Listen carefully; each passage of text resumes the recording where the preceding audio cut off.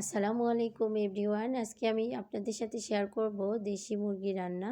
মুরগির মাংস আমরা অনেকেই অনেকভাবে রান্না করে থাকি, তবে আজকে আমি একদম অন্যভাবে রান্না করব। আর এটা যেহেতু দেশি মুরগি, তো এটা একদম অন্যভাবে রান্না করতেছি। সাধারণত আমি হচ্ছে যে ফার্মের মুরগি বা হচ্ছে সোনালী মুরগিগুলোকে অন্যভাবে রান্না করি, আর দেশি মুরগি আজকে একদম ভিন্নভাবে রান্না করব।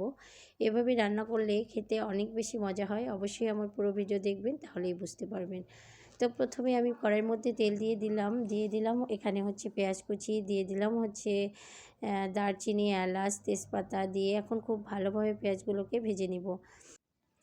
পেঁয়াজগুলো খুব ভালোভাবে ভেজে নেওয়া হয়ে গেলে আমি এর মধ্যে হচ্ছে সরাসরি মাংসটাকে দিয়ে দিব। আর এটা হচ্ছে ডিম দেওয়া মুরগি। মাংস দিয়ে এবার আমি এখানে হচ্ছে আদা বাটা, রসুন বাটা, জিরে বাটা, গরম মশলা বাটা সব কিছু একসঙ্গে বেটে নিয়েছি, দিয়ে দিলাম। দিয়ে মাংসগুলোকে সহ একসঙ্গে খুব ভালোভাবে মেখে নিচ্ছি। এবার এখানে আমি দিয়ে দিচ্ছি মরিচের গুঁড়ি, লবণ এবং হলুদ গুঁড়ি দিয়ে আবারও খুব ভালোভাবে মেখে নিচ্ছি। এটা যেহেতু ডিম দেওয়া মুরগি, একটু বড় সাইজের মুরগি, এখানে প্রায় 1200 গ্রাম হচ্ছে মাংস আছে। তো মাংসগুলোকে হচ্ছে সেদ্ধ করার জন্য আমি হচ্ছে এখানে পানি দেব। প্রথমে হচ্ছে আমি সব কিছু দিয়ে মাংসগুলোকে একটু কষিয়ে নিলাম। নেওয়ার পর এখন হচ্ছে যে এখানে সেদ্ধ হওয়ার জন্য পানি অ্যাড করে দিলাম।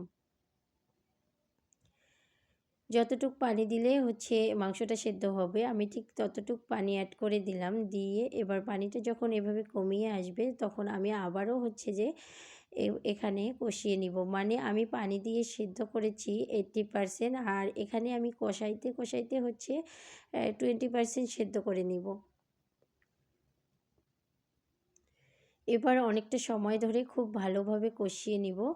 আর এর মাঝে হচ্ছে আমি একটু আবারও গরম মশলা গুঁড়ি দিয়ে দিয়েছিলাম। দিয়ে খুব ভালোভাবে নেড়েচেড়ে নিচ্ছি। আর দেখতেই পাচ্ছেন মাংসটার কালার একদম চেঞ্জ হয়ে আসছে। এখানে আমি কিছুটা ধনেপাতা অ্যাড করে দিয়েছিলাম, সেটা হচ্ছে ভিডিওতে স্কিপ হয়ে গেছে। তো আমার রান্নাটা প্রায় শেষের দিক। এভাবে রান্না করলে শক্ত মুরগিগুলা খেতে কিন্তু অনেক বেশি ভালো লাগে, যেগুলো একটু বড় সাইজের ডিম দেওয়া শক্ত মুরগি। তো আমি সবসময়ের জন্য কিন্তু এভাবেই রান্না করি। অন্যান্য মুরগিগুলোতে হচ্ছে আগে মশলাটাকে কষিয়ে নিলেও আমি হচ্ছে এই শক্ত মুরগির ক্ষেত্রে এভাবে একসঙ্গে দিয়ে রান্না করি। এভাবে খেতে কিন্তু অনেক বেশি ভালো লাগে। তো আমার ভিডিওটি যদি ভালো লেগে থাকে তাহলে অবশ্যই একটা লাইক করে দিবেন। যারা ফেসবুক থেকে দেখছেন আমার পেজটিকে ফলো করে দিবেন। যারা ইউটিউব থেকে দেখছেন আমার চ্যানেলটিকে সাবস্ক্রাইব করে দিয়ে পাশে থাকবেন। ধন্যবাদ।